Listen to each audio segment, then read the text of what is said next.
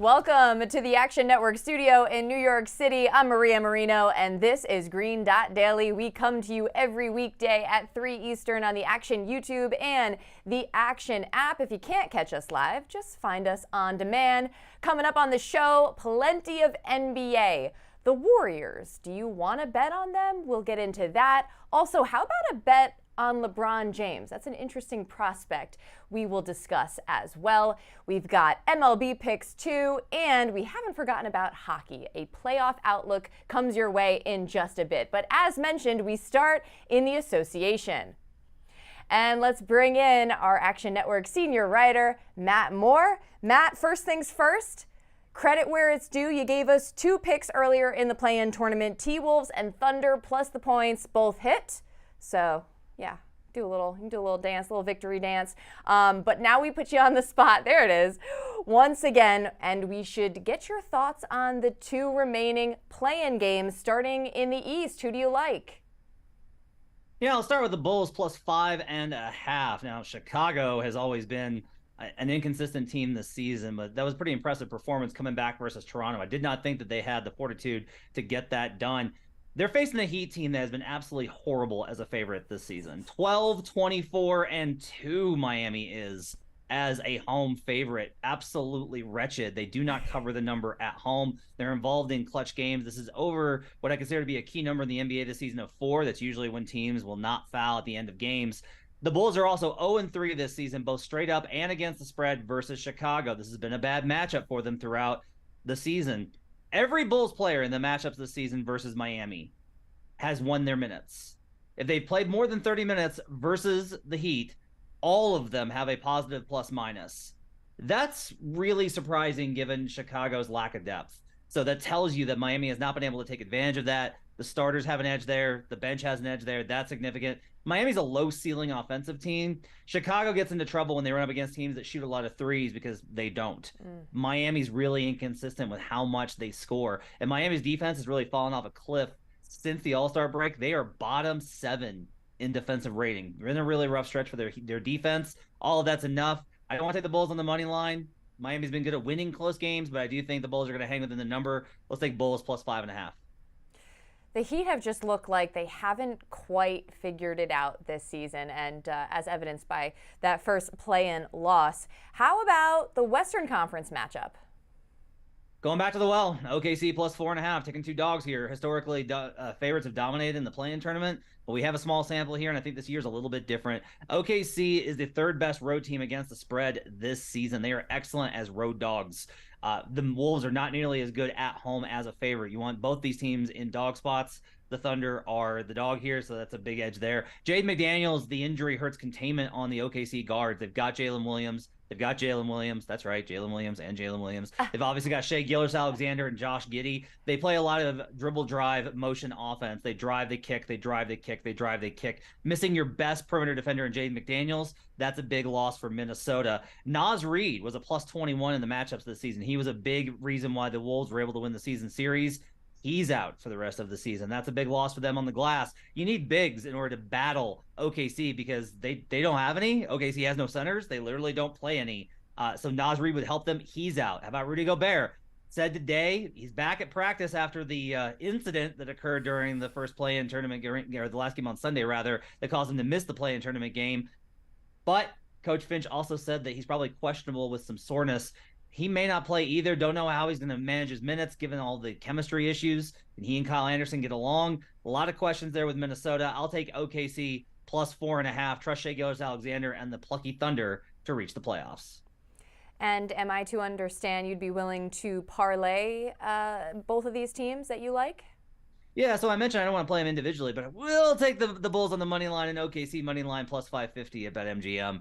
I do think these two teams are going to reach the playoffs, and they will be summarily dismissed, by the way, by their vastly superior 1 seeds that they'll face. The variance there is good enough. Like I said, I don't want to play them individually. I want the payout on the plus 550. I do think the Bulls money line, OKC money line gets me the side of both of these. If I do think that these are close, and I do, there's enough value there on putting them together for 2 more upsets in the play-in tournament. Thank you for clarifying. And before we let you go, want to ask about a series that everyone seems to have circled, and that's Warriors Kings. There's been talk about the Warriors being overpriced, which I believe that they are on the surface, but I know you have dug quite deep into this. So what have you found? So it's accurate that the Warriors are overpriced on the base spread, on the base number for them to win the series price itself. They are undervalued. The Kings, they are overvalued. The Kings are undervalued. However, if we start to dig into how the series is likely to turn out, I do think the Warriors are actually going to dominate this matchup, which if you're trying to find value, you want to bet the Warriors, but their price isn't good to win the series. How do you do this? And the answer is we lean towards outcomes that probabilistically could happen. And to me, this could go short. I like Warriors -2.5 plus 190. Let's go all the way on this, that they're going to win in 5 or fewer games. The home game for the Kings in game 1, there's a big expectation the Kings are going to show up in that game. Such a great atmosphere, first time in the playoffs. That's a lot of pressure for a not veteran team. This is a young team. De'Aaron Fox, never been in the playoffs. Keegan Murray, never been in the playoffs. This is a young team without a lot of experience. Domantas Sabonis has a limited amount of experience in playoff games. So if Golden State steals game 1, this could get out of hand fast. In the regular season, Steph Curry won his minutes by an average of 15 points per 100 possessions. The Warriors starters dominated. Guess who plays more in the playoffs? The starters. So I think the Warriors are actually going to make, sadly, quick work of the Kings. Have loved the Kings story this season, have loved it every single time that they've been able to light the beam, but I do think the champs are ready for another run. I think they're going to be tired by the end of this run because they're going to have to play a lot of minutes, but in this series, I'm willing to bet on an outlier outcome. I'll take Warriors -2.5 on the series spread line plus 190. Man, you are selling this series to me. I just got so excited. Like this is going to be a fun one. And by the way, for more on this, Matt wrote a comprehensive article on Action Network. I highly suggest you check out. Just fascinating. So, Matt, thanks as always. We'll see you again next week. See you next week. Thank you. Sticking with the NBA, check out this market report for a couple of the matchups on Saturday. Celtics hosting the Hawks at 3:30, and a whopping 98% of the money is coming in on Boston. For Knicks Cavs at 6 Eastern, 92% of the money is coming in on New York. With that, we bring in Brandon Anderson. Brandon, it's nice to meet you and have you on the show. You wrote an article for Action Network about what parity in the West means for the NBA playoffs and how that affects betting. So what was your big takeaway? Yeah, the big takeaway is this. We've got all these middling teams. We've got no real elite teams at the top. Who comes out of the West? Is it the good ones? Is it the sleepers? Who do we want? Well, history says mostly ignore all that. Pick the other conference. If we know one team is all stuck with teams stuck together, all the conferences, everything, just go with the East. I'm going to take the Eastern Conference to win the title, -130. So I like the best 3 teams in the NBA all in the East. Celtics, Bucks, Sixers, in that order from me. But I don't necessarily know the order. I just have a pretty good confidence those are the top 3 and a tier above the rest. All 3 of those teams would have home court advantage in the finals. So already we're going to have a home court in game 1. We're going to be the clearly favored team then, probably at more than -130, the number we're going to get right now. The West teams, they're all flawed. They all have a tougher path ahead, especially tougher first round matchups. So I like the Celtics here. I like the Bucks. But rather than trying to parse this out and choose, okay, which team comes out of that East gauntlet, out of those top 3, let me just take all 3 of them. And I know that when we get to the finals, I'm going to be in a position where I have a better line now on a team I'll like in the matchup than whoever comes out of the West. History says with the parity that whoever it is almost always loses to the stronger conference. I looked at 10 years year over year, and 8 out of the 10, the stronger conference ended up winning the finals, usually pretty easily. Fair enough. And I know you're making this easier on yourself by not necessarily picking Celtics, Bucks, or Sixers, but if you had to put them in order, as you said, you like the Celtics. You feel pretty confident in them. How do you think they match up with the Hawks in round 1, and what's your pick for that series? Yeah, I do like the Celtics. They are the best team in the field to me. I think that they are the deepest team. They are well-rounded. They can win with offense. Early in the season, they were crushing teams, just draining threes all year. Then they got Robert Williams back, and they became more of a great defense again. They've got like 6 or 7 guys that can win you a game any given night. So in a season with a lot of parity and a lot of questionable teams, they just have a lot of outs, right? We're a poker hand here where we can go up, we can go down, we hit the right suit. We got a lot of ways to win a series. Boston against Atlanta is my favorite series bet in the first round. So Celtics -2.5 on the spread. I think this is a fast series. I think Atlanta is going to get killed with the numbers. Atlanta takes the most twos in the entire NBA. Celtics are great at 2-point defense. Atlanta is 19th in effective field goal percentage. Offensively, 22nd on defense. Boston's top 4, both of those. Atlanta is last in 3-point percentage that they take out of their shots. The Celtics are top 5. They're going to bomb on threes. They're going to be more efficient. Boston scored anytime they wanted when they played these teams in the regular season. Boston had a 129 O rating against Atlanta in the 2 games, 66% EFG. So I think this goes quickly. Atlanta has had a season of turmoil. We got all the Trae Young trade rumors already. I think if this goes the way I think it does, we could go Atlanta 1-2-3 Cancun early on too. So I might even nibble the sweep. Celtics at +280. I make that closer to 180.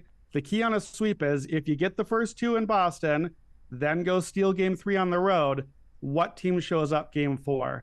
I don't think the Hawks show up in that game. I think that we go to like a 90% Celtics outcome and we're done here. So give me the sweep as well. But I like the Celtics either way to go -2.5, make this a quick, easy series for them. I'm buying the logic. I mean, you're also talking about the defending Eastern Conference champions, but as a plus, the numbers, align with your thinking as well. We've given the East a lot of love. Is there anywhere on the Western side of the bracket that you can find value despite all this parity that we've outlined? Well, when we've got uncertainty like this, I usually look down the board. I want a long shot because uncertainty means variance. Variance means I can hit a long shot. I'm going to go back to Old Faithful here, and I do mean old, but I do mean faithful too. Give me LeBron James to win that new Western Conference MVP award, 15-1 odds.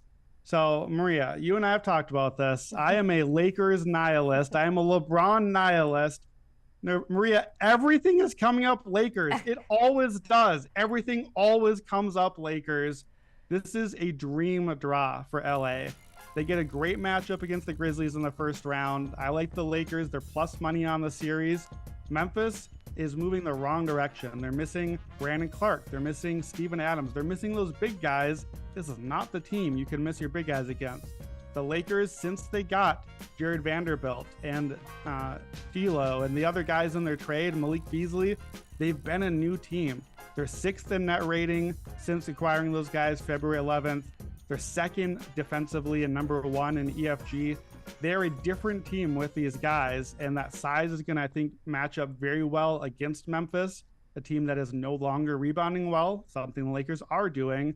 Then Kings or Warriors. We've been eyeing, Maria, all season, who is going to be on this side of the bracket. We want our West sleeper, not the Suns, not Kawhi, not the Nuggets. This is the side. So, of course, it's LeBron. LeBron gets the path. The Lakers get the path. The referees will be there too. So why Western MVP? Well, the Lakers are 700 or 800 to win the West. Why is LeBron twice as long to win MVP as the Lakers to win the West? You're going to tell me that the voters are going to give Anthony Davis MVP when LeBron is right there to vote for? It's not happening. So I think you have to play the number here. Give us a chance. We'll see if we get to a Western Conference Finals. Suddenly, well, I don't know. It's the Nuggets. It's the Suns. Maybe we're not feeling great then, but we got a 15-1 ticket. We've got options. We can hedge out. We've got ways around this here. And look, we've seen before, LeBron, soft conference. The guy knows how to get to the finals. This is just what happens. Oh my God, it sounds already like you're coming up with your argument against him as the GOAT. And you do realize what we're going to be getting into here if this happens. Bit of dangerous territory and all of those inevitable GOAT conversations, right? I realize, and some might say, Maria, this is a bit of a hedge with my heart. So let's hedge away. We may as well profit off of it. Give me the 15-1 and let's see what happens. You know, I just think it's so funny because, look, I'm with you. Just full disclosure, you think MJ is the GOAT. So do I. But I don't think it's fair to say, all those straight finals for LeBron, oh, soft conference. You missed me with that. But I still think everything you're saying makes sense. And you did say it was a long shot. Brandon Anderson, thanks for joining us. I'm sure we'll do this again. Sounds good. Green Dot Daily is presented by BetMGM. Use bonus code ACTION when signing up to get up to $1,000 paid back in bonus bets if you don't win your first bet. Terms and conditions apply. Gambling problem? Call 1-800-GAMBLER. I'm Munaf Manji, and I have two MLB player props for the Thursday action here on the Diamond. For my first player prop, I'm going to go over to the game between the Baltimore Orioles hosting the Oakland A's. And I'm taking Ryan Mountcastle over 1.5 total bases this afternoon. Ryan Mountcastle has been off to a great start for the Baltimore Orioles this season, where he possesses a .265 batting average, and more importantly, has 5 home runs on the season so far. Mountcastle has gone over this projection of 1.5 total bases in 3 out of his last 4 games. Today, the A's send out Adam Oller to the mound, who Mountcastle has plenty of success against in his career. In fact, in just 3 plate appearances against Oller, Mountcastle has crushed 2 of those 3 plate appearances for home runs. In just 1 start last season against the Baltimore Orioles, Oller allowed 6 earned runs off of 8 hits in just 5 innings pitched. I expect another solid day from the plate from Ryan Mountcastle, so take over 1.5 total bases today for Ryan Mountcastle. For my second player prop, I'm going to go over to the matchup between the Detroit Tigers and the Toronto Blue Jays. And I'm taking starting pitcher for the Tigers, Spencer Turnbull, to allow more than 2.5 earned runs. Turnbull is off to a atrocious start this season, to say the least. He's 0-2 with a 13.50 ERA and has allowed a total of 12 earned runs in just 8 innings pitched so far this season. Today, he gets to start against the Blue Jays, like I mentioned, who have found their form from behind the plate this season. The Blue Jays rank number 1 in batting average against right-handed pitching and rank top 5 in on-base percentage, slugging, and OPS. Further, over the last 4 games, opposing starting pitchers have allowed 3 or more earned runs to the Blue Jays in each of their starts. I expect another hot start for the Blue Jays bats in this game, going up against Spencer Turnbull, who's off to like I mentioned, a bad start this season. They should get to him early, and they should get to him often. So take Spencer Turnbull over 2.5 earned runs allowed against the Toronto Blue Jays this evening. To hockey now, and the NHL playoff picture is finally coming into focus, not without some stress for those in the wild card spots, particularly in the East. As you can see, the Islanders and Panthers are in. Whew! By the way, this is not quite the official bracket, but as it currently stands, let's say hello to NHL analyst Michael Lieboff. The other day, we spoke to you. You weren't doing so hot. Islanders fan, obviously. But now the Isles are in. They beat the Canadiens, so they clinch a spot. Penguins are out for the first time since '06. How are you feeling? Relieved. Yeah, I was at the game last night, and pretty cathartic, and just stress. The stress levels are finally coming down for a couple of days before they ratchet right back up. But yeah, I'm having a hard time kind of coming to grips because the Islanders needed obviously a pretty big upset. The Penguins lost as a minus 520, 530 favorite on Tuesday night to the Blackhawks, and had that not happened, today would have been pretty miserable. But the Blackhawks and Peter Mrazek came through, so I'm forever in his debt and the Blackhawks' debt for sparing me another 24 hours of absolute misery. Well, I mean, how are you feeling about the Islanders as a whole? Obviously, it's a temporary sigh of relief. They are in, but I mean, you feeling good about them and their chances? Yes, depending on the matchup. I mean, going up against the Bruins would not be fun for anybody, it would seem, in the first round. Though I would say the Islanders, this is a team that has been built to withstand, to weather the storm of the playoffs. There are teams in the NHL that are built to get there, and there are some teams that are built to get through, and the Islanders are definitely the latter. They are a really tough out for whoever they play, but matchup-wise, they would certainly I think, fit the bill better against Carolina, who's missing their best player, Andrei Svechnikov, their best scorer. And the Islanders and Hurricanes have similar flaws of kind of unreliable power play in the Islanders' fashion. It's actually terrible. 31st ranked power play in the league this year, and they somehow got into the playoffs, which is bananas. But the Islanders would have a distinct goaltending advantage over Carolina. So I'm hoping it's the Hurricanes, but I'm just happy to be in the dance. And if you're an Islanders fan, like any little bit of success is worth grabbing onto and holding as tight as you can. Definitely. I do not want to downplay that in any way, but I'm glad I asked. That's just good to know going in. One more question about the potential matchups, not official yet, but keeping it in the tri-state area here. If the Devils play the Rangers, that'd be fun, don't you think? Yeah, I mean, not for Rangers and Devils fans, but for everybody else, I'm sure they would enjoy that matchup.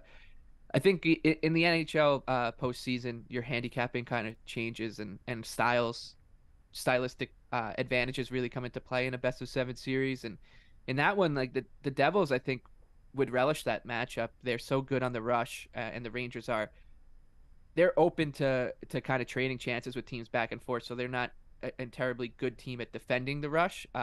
So the Devils would kind of fancy that matchup, whereas the Hurricanes, I think if the Rangers draw the Hurricanes, they have the stylistic edge over Carolina. So tonight, Thursday night, with the Devils and Hurricanes battling it out for the division, if the Hurricanes just need to match whatever the Devils do to win the division, and the Rangers and Islanders will both be rooting for a Carolina win because they both want to play them.